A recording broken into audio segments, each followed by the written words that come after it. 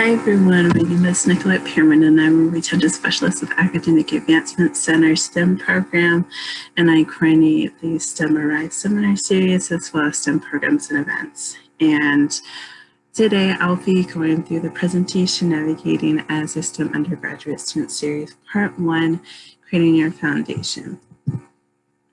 So there's 3 parts to this series that you'll hopefully interact with through this academic semester. The first one we're going over today, like I previously mentioned, is Part 1, Creating Your Foundation.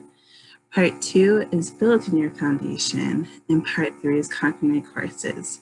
For today, it really focuses on just giving you a lot of resources and information that you can leverage throughout your academic semester and moving forward, so you can have a more supportive, informational, and firm experience at CSU.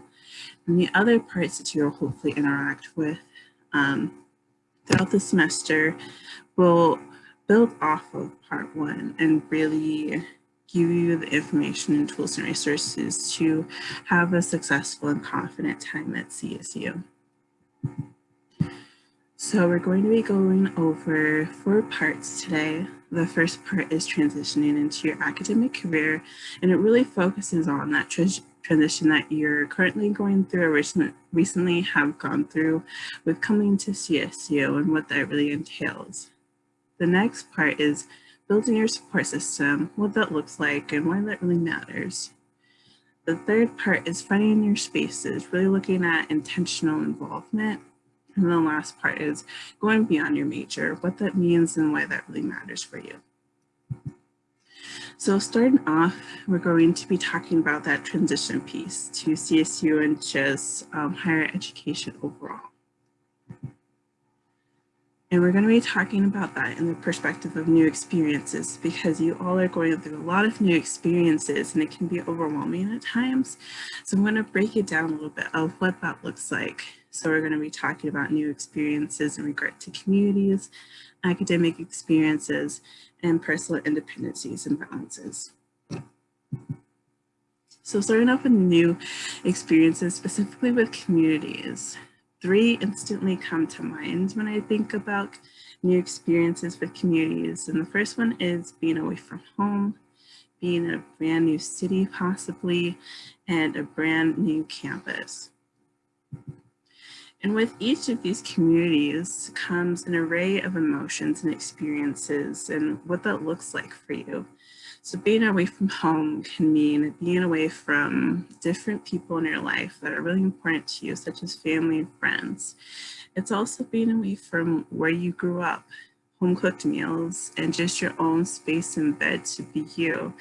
And that can cause a lot of emotions to arise, and that's perfectly okay. You can feel homesick. You can feel excited, anxious, determined. And all of these emotions are perfectly okay and valid. And you may experience it. You may have already experienced this. You may have experienced is right now. It might be an array of emotions that you're feeling from being away from home. Just know that they're valid and it's okay to go through those emotions and experiences. Another community is the city itself, Fort Collins. So 2 things that really come to mind with this community is that it may be a different population as well as a different setting. You may be more experienced with a bigger population of a city or a smaller population of city, and that takes time to adjust to. So give yourself some patience and some time to get used to that just size and complexity of the population of Fort Collins. Another new feature that you may be experiencing with Fort Collins is the urban setting of Fort Collins. It may be busier than what you're used to. It may be less busy than what you're used to. Getting from point A to point B may take a lot longer than what you used to, or it may take a shorter time. Again, have patience with yourselves. It is something new that you're experiencing. It's going to take time to get used to it and adjust to it, and that's perfectly okay. More on Fort Collins is that even though it can be overwhelming with tons of new people, how things are laid out in the city. There's a lot of great things that you will hopefully get to experience soon. Some things that come to mind is the different places and attractions of Fort Collins. There's going to be tons of great places to eat. Solo Girl and Rainbow Restaurant is a few of those examples that are really close to campus that you hope get to experience by yourself or with others in community.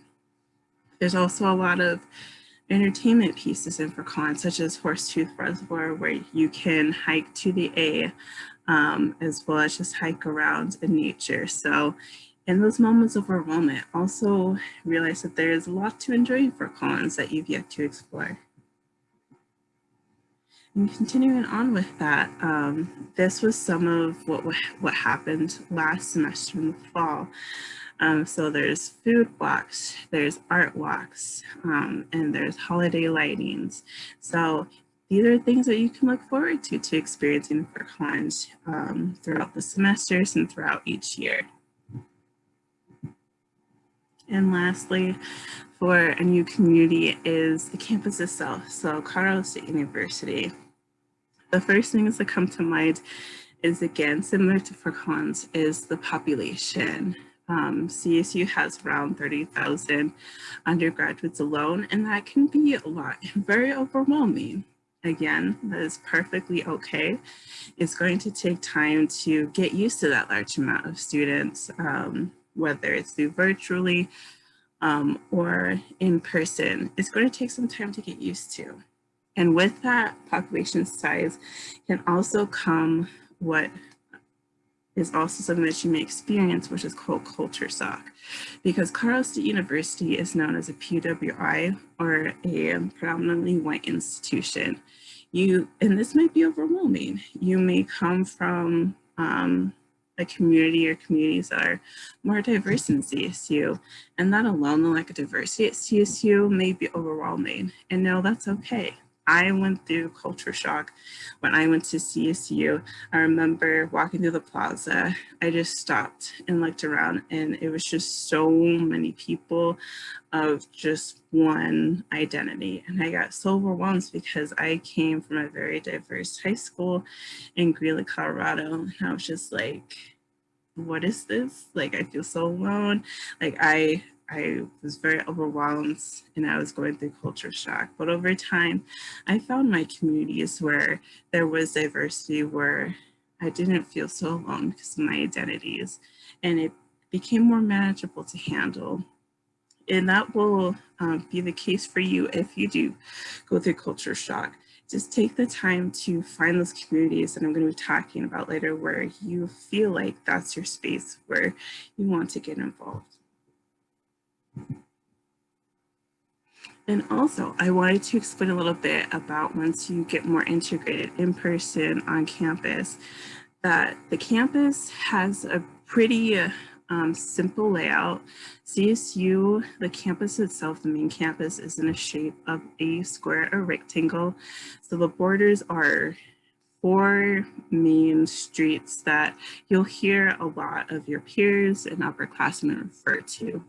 So north will be Laurel, south will be Lake, on the east side will be College, and the west side will be Shields. So if you ever need to get somewhere on campus, a lot of folks might reference one of these 4 streets to help guide you along your way at CSU.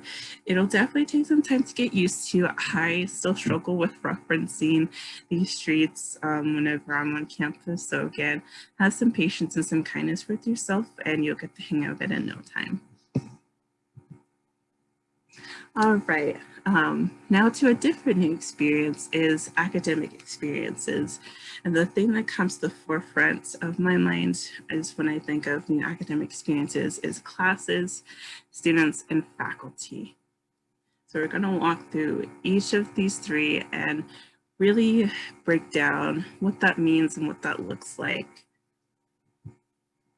So for classes, you'll experience different types of classroom experiences, which you are now as well. So the 3 that come to mind for in person or hybrid, or just in general really, is that you'll have classes that are really lecture style. So they'll really just focus on relaying the content to you and you taking down that content in a notebook with whatever note-taking style works best for you. The next type of class engagement is discussion and small groups. So this usually is sprinkled into lecture styles to kind of break up the rhythm of just going through information and relaying it to you.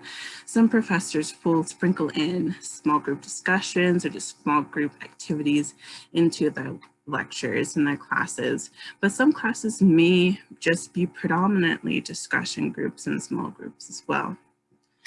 And then lastly, for the final class engagement is lab groups and partners. So hopefully each of you have had experience to go through a lab already. You kind of have a feel for what that looks for already. But these are the three main types of class engagements. And this can show up either in person or in a hybrid setting or online. Going off of classes as well is class spaces. So whenever you go into a class space, there'll be three main things that you may notice or it may stands out to you, in that there's a variety of demographics of folks in the class spaces that you have. There's different sizes of the classes, as well as technology and resources. For demographics, folks in your class spaces, your peers, your professors, they're going to span a variety of demographics. So they may be really close to your age. They may not be very close to your age. There's going to be different types of races and ethnicities of folks in the spaces that you share. There may be varying economic statuses. There might be a variety of different careers people want to pursue. And these different demographics can be overwhelming at times because there could be a lack of demographics, there could be a diversity of demographics, but I encourage you to work through that overwhelmment and build relationships off of those differences, because that can support you with fostering and communicating relationships and communications with different folks. Being different or having a variety of demographics doesn't necessarily need to be a disputing factor between folks. It could bring up really good, authentic relationships as well as conversations with folks. So I encourage you to dive deep into demographics within your class spaces. The next one is size. So classes typically range in these three different sizes. Most of your classes right now will fall into that large category. So a lot of them will be around 100 or over 100 for right now, because a lot of students are going to need to take those classes together. As you get more into your specific major classes and specific course classes, you'll see that these sizes will start to decrease and get smaller and get more intentional with the size. So no, even though it's overwhelming right now, it will most likely not stay that same size for your entire stay at CSU. Aspect of class spaces is technology and resources. As you go through your classes, you'll notice that there's going to be differences within the accessibility and utilization of technology and resources by your professors and within your courses. The two things that you may notice right away is that some of the technology and resources may be outdated within your class spaces or with what your faculty members utilizing, while some of the technology and resources may be more modern that are in your class spaces as well as your faculty utilizing them. And another item that you may notice is that some faculty and professors may be more versed on using technology and resources, while some may be very unfamiliar in learning. My best encouragement for you is to have patience and kindness with your professors and with your class spaces, because this is not going to look uniform across each course and each professor, unfortunately. The next piece that I wanted to talk about with academic experiences is class workload. So to really better understand what that looks like for each courses you're going into, typically you'll hear your professors say over time that for every hour you spend in class, you will spend 2 to 3 hours outside of class. Know that that will vary on a case-by-case scenario with your courses. Some professors will make the statement and it may take a lot less for you to get through course content. It may take a lot more time to get through course content, or it might be just right in the middle with that sweet spot. So go into your classes knowing that for every hour you spend in class, you will potentially spend 2 to 3 hours outside of class, but know that that is variable. And a way to really get a better grasp of how much potential time you'll be spending on courses, looking at your course credits will be able to tell you this. Your course credits are a measure of how many hours you are doing classwork outside of class. So for example, a 3-credit course, you'll be spending 2 to 3 hours of additional time outside of the course meeting time. And that can be spent by homework, studying and reviewing, and projects. So look at your course credits and multiply it by about at least 2 hours, and that'll give you the total amount of time you may potentially be working on course material outside of meeting times. Next aspect of academic experiences is students, and you may notice two aspects of your peers as you go through your classes. The first one is academic ability. You may notice that some of your peers will have a really high work ethic, while others have a very minimal work ethic. And with either level of work ethic, they may be able to produce like the same success and outcomes as you are with your courses. Know that this is okay, and don't let other students' work ethics invalidate your own work ethic and what you're putting into the class. You're here at CSU for you and to gain your degree. So even though it may be discouraging to see the different levels of what students put into the course and the different outcomes, know that that's okay. And it's okay to feel discouraged from that, but reflect at the end of the day and remember that you're here at CSU for you and to get the degree that you're pursuing, and that you're going to do amazing no matter what.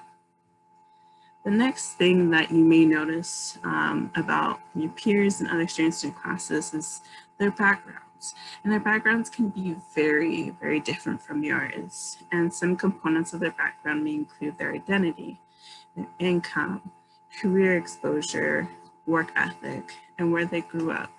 I highly encourage you to build relationships with your peers based off of, or that really integrate these different components of their backgrounds.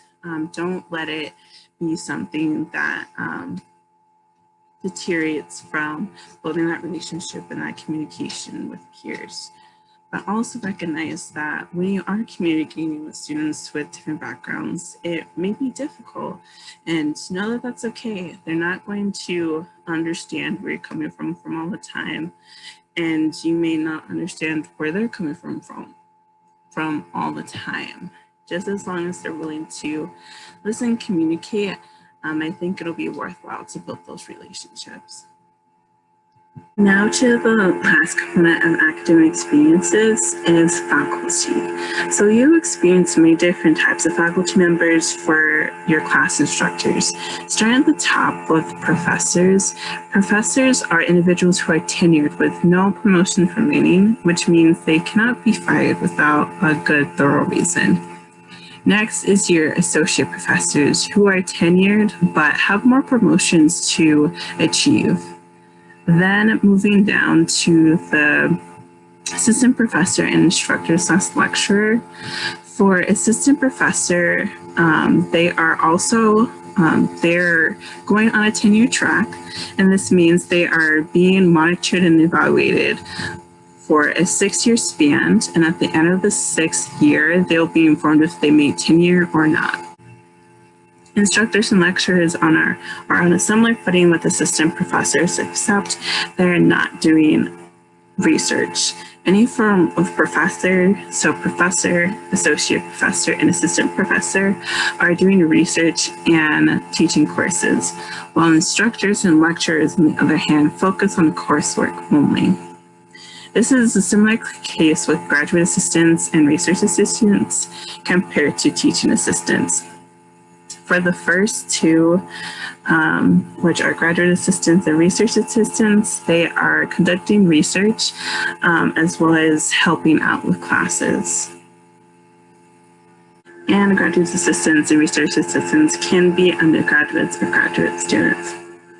While teaching assistants are typically students who are mainly focusing on just really helping the class and not doing research. So throughout your classes, you'll most likely encounter most of these different types of student aides as well as instructors.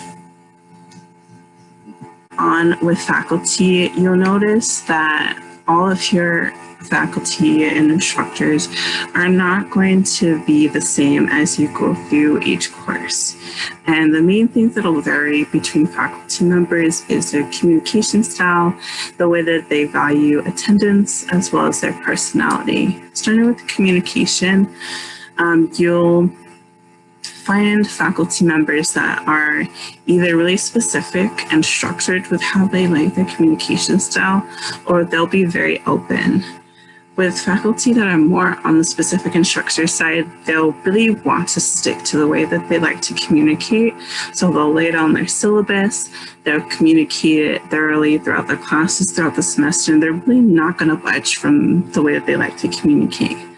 While some professors are pretty open and really encourage students to communicate with them, so they'll be more welcoming to you communicating to them before, during, and after classes, via email, office hours. It's pretty open.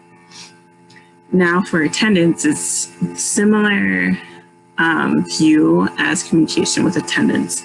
So some instructors and faculty will not really track attendance, while some will not track attendance, but they'll be observant. So they'll make note of if you're attending, the frequency that you're attending their course, and if you're in person with your classes, they'll notice where you sit in class, and they'll take note of that. If it's virtual, they'll take note if you are engaging in the course by asking questions or having your camera on, things like that. Another way faculty will be aware of attendance or track attendance is that they'll have a specific way to attendance in their course. It will be laid down in the syllabus, and they'll also verbalize that in the courses that they're teaching.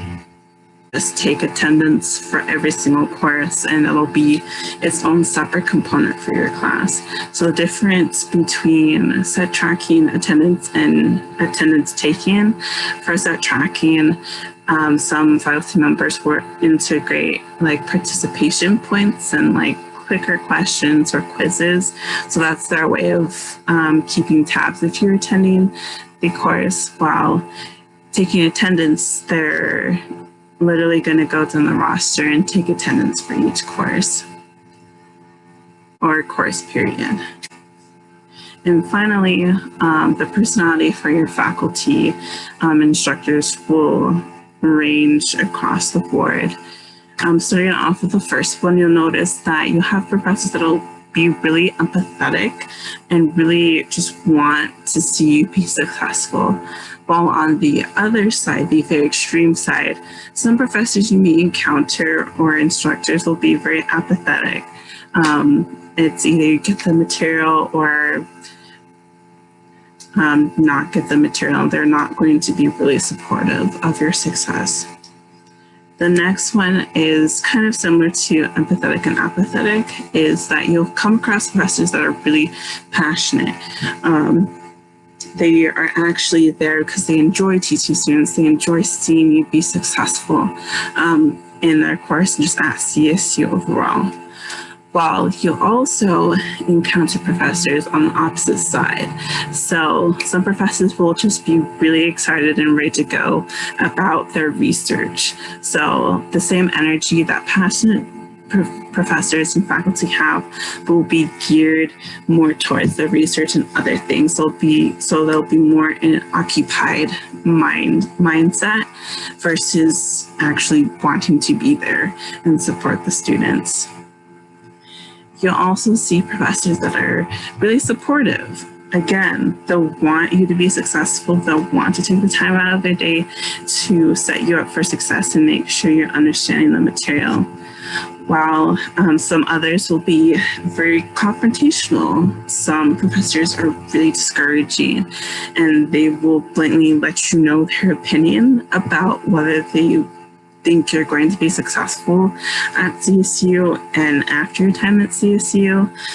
And that is really discouraging at times, but know that not all of you will run into very few professors that are on the very extreme sides of apathetic, occupied, and confrontational, but do know that they do exist at CSU, so I do not want to try to wipe that knowledge away. There are professors at these other extreme sites, just thankfully there are very few of them. And lastly, for personality, you'll notice that you'll come across faculty that are very different from what you're used to. And that can be a very good thing, or that could be a very bad thing, depending on what you're exposed to, as well as where you're currently at with your personality and how you mesh with people. You'll also find professors that are really dynamic and like really energetic, and you'll get energy from your instructors from the classes that you go to. And finally, for this section is the various new independencies and things you would like to balance throughout your time at CSU. You'll see something like this diagram throughout your undergraduate career quite a bit, and you'll find yourself navigating it often. This diagram displays the three main areas of your undergraduate life you will navigate often. With this, you have grades, social life, and enough sleep. Usually only two of these three things can be a main focus at a time. And with these focuses, you'll notice that there's many different aspects and responsibilities for each of them. For example, when you choose social life and enough sleep, you'll have to consider balancing finances, financial responsibility, and various forms of work. So keep these three areas of grades, social life, and enough sleep at the forefront of your mind, and establish what works best for you to manage these three areas as best as possible.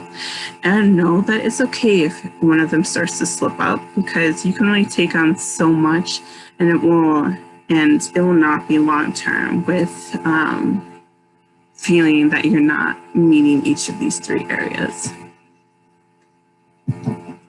All right, so that includes the first section of this presentation today. And now we're going to be moving into the second section, which is really diving into building your support system, what that means and what that looks like. So a quote that you may have heard of is, "It takes a village to raise a child," and I firmly believe that this is true. It's hard to navigate certain experience in your life alone, and it's okay that it's difficult, and it's okay to get support. So we're going to look at what your village can look like throughout your undergraduate, and what forms of support looks like for each member in your village. So starting off with your village anchors, these are individuals and those who ground you and are your firm footing. Some examples of this is possible family members as well as childhood and lifelong friends and other folks in your life that you hold close to. Your new additions you have experienced so far at CSU is some campus programs, such as the Academic Advancement Center and the Collaborative for Student Achievement and other scholar programs. And those you have yet to discover, your classmates, faculty, and involvement spaces. With your anchors comes their specific forms of support. With your family, you will have those home-cooked meals when you get tired of dorm food, a comfortable place to sleep when campus or being away from home becomes too much for any reason, and most importantly, unconditional love and support. Even if your family does not understand what you're doing and all parts of your academic journey, they'll be able to give you unconditional love and support. Your childhood and lifelong friends are a source of grounding when things get crazy or wonky, sense of familiarity of what you know and who you are.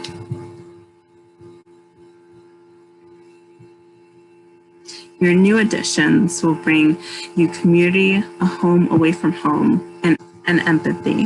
When you're going through something, you won't have to explain your entire narrative and background.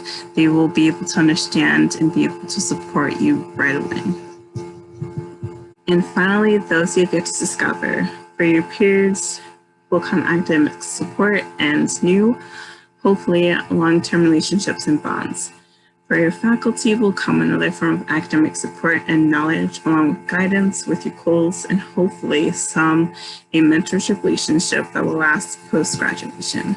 Your involvement spaces, which we will be getting into next, you will have a sense of belonging as well as a general safe space and space for self-discovery. So going through all of this, know you are not alone. And to please do not choose to do this alone. You have a wonderful support system waiting to be created or expanded upon. Next, we're going to dive into one of those support system components, which are your involvement spaces, and really looking at what does it mean to find your space. To start off, I would like to acknowledge not all spaces are inclusive on campus, unfortunately. And that in and itself can be draining. So it's essential for your success to find those places that aren't draining, that are welcoming to you, and where you feel a sense of belonging. Finding your space allows for two main things. The first one is a safe space where you can just be authentically and unapologetically you and have discussions that you want to without much restriction and that you can normally not have in most spaces across campus. You also experience a sense of belonging on multiple levels, belonging to your major, to your identities you have, such as race and ethnicity, and belonging academically. Sometimes your peers will doubt your academic ability due to your specific aspects of your identity, which may result in you experiencing imposter syndrome. Imposter syndrome can be defined as a collection of feelings of inadequacy that can persist despite an evident success. So finding your space will support you in navigating this academic challenge, academic experience, if you were to experience this along with other academic challenges.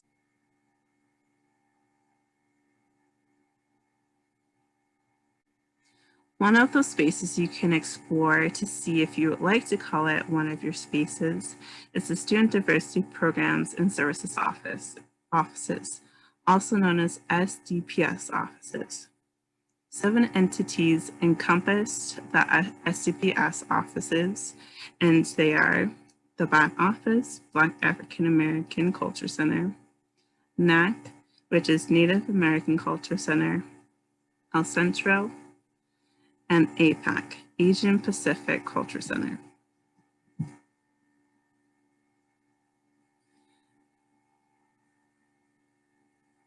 The three others are Women and Gender Advocacy Center, Student Disability Center, and Pride Resource Center. This table is a breakdown of each offices and their operation hours and whether it's in person or virtual. This was for fall 2020. The offices are working on creating a similar table for the spring if they have not released it already. So keep your eyes out for that. The following tables are a breakdown of STEM organizations. The tables from left to right have the organization name, email, website, and active status. If the active status is listed as frozen, the org is working on becoming active for this academic year. The first set of orgs is general STEM organizations. The next are life science organizations. The next three slides are science organizations. Please note some are frozen, so communication may be a little difficult.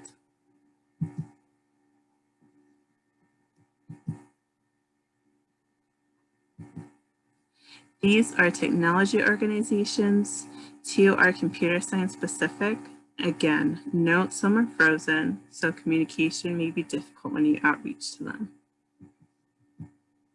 These are diversity engineering organizations. Some are frozen here as well. These are general engineering organizations.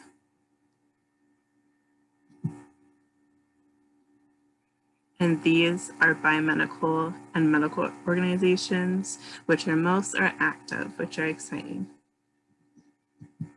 And finally, here are some math organizations. And that concludes section number 3, and we're moving right along into our last section, which is going beyond your major. So we're going to really look at what that means and why that matters. So to start off with, I want to bring to your attention, you are more than just your major, and you really cannot get everything you need to accomplish your goals from just your classes alone.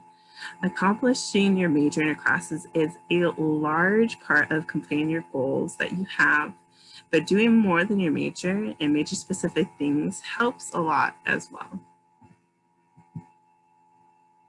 So why go beyond doing your major and doing your classes?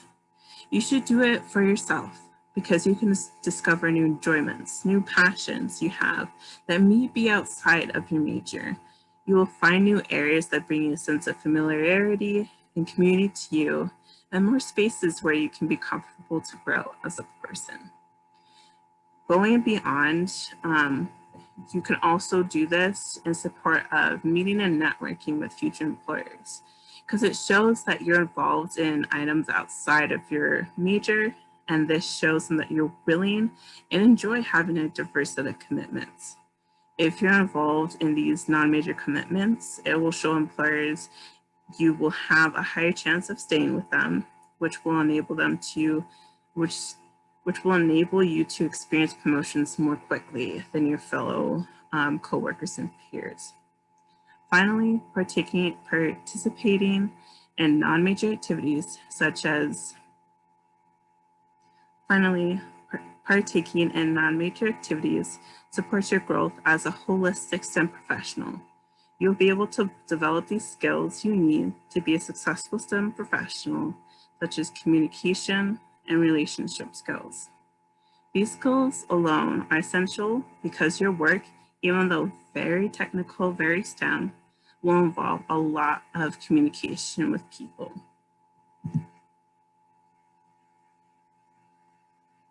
So I want to go back to these SDPS offices for a few moments and walk through how involvement can look like for one of them, specifically the Black African American Culture Center, also known as BAC.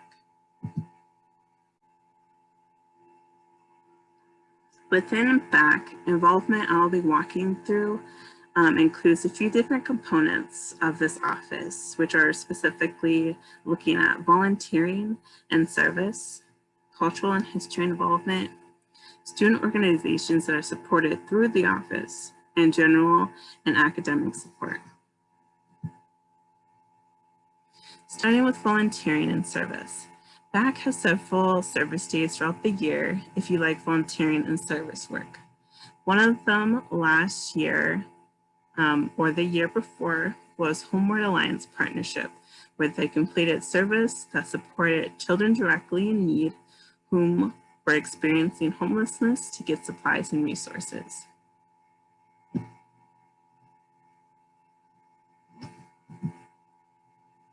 For cultural and history involvement, the BAC office takes a focus on Black History Month. All of the student organizations that the office supports host an event during this month in support of this cultural celebration. The flyer on this slide is from 2019 and lists all the events that occurred within that month. Events range from real talk discussions where specific cultural topics were unpacked and explored to keynote speakers. This office also houses student organizations that focuses on supporting Black and African American students. So within all of the offices, all of the SDPS offices are a set of additional organizations that you can explore and get involved in that are specific on students' identities. Finally, BAC hosts events that support the student throughout their academic journey. The picture on the left is when they hosted a Black healing space, which allowed Black and African American students the time and space to unpack their identities individually and together in relation to their academic journey and in general.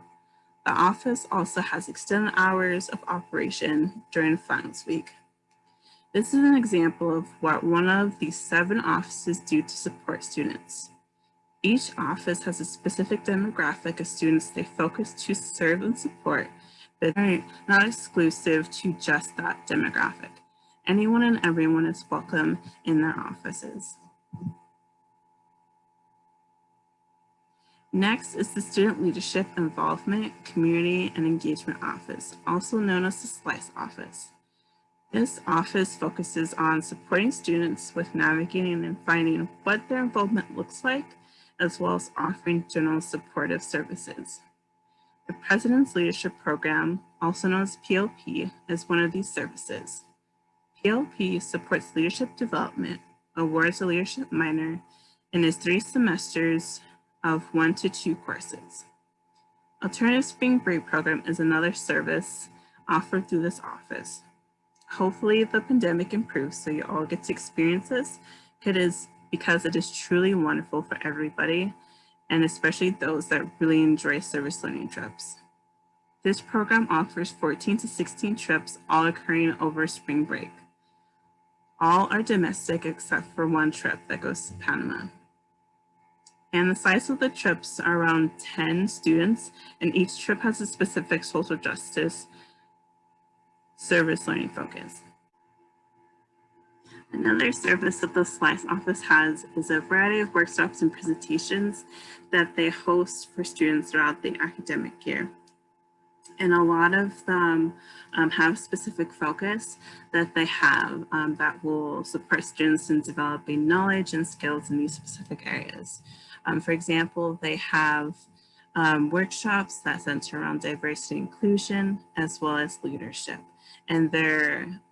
And these workshops and presentations can range from just being 15 minutes to an hour, while some can expand a little bit longer than that hour mark. And again, they're really there to support students with increasing different knowledge and different skills within specific areas.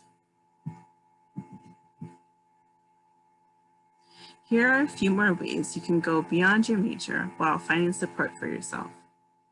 For example, there's the First Generation Student Organization, CSU Individual Disability Community, and then Adult Learner and Veterans and Services offices. For additional ways to get involved beyond your major, explore RANLink. This is a hub of all registered student organizations, also abbreviated as RSOs on campus.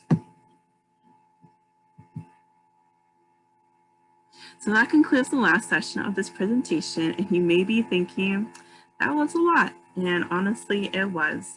So you may be feeling a bit overwhelmed, pumped up, or excited, but know that is perfectly okay. And know that you got this, and the AAC and everybody in your support network is here every step of the way. Thank you for taking the time to watch this recorded presentation. I do apologize if my fan on my laptop was loud, but I hope you enjoyed it. And if you have any questions, please reach out to me at any point in time. Thank you again.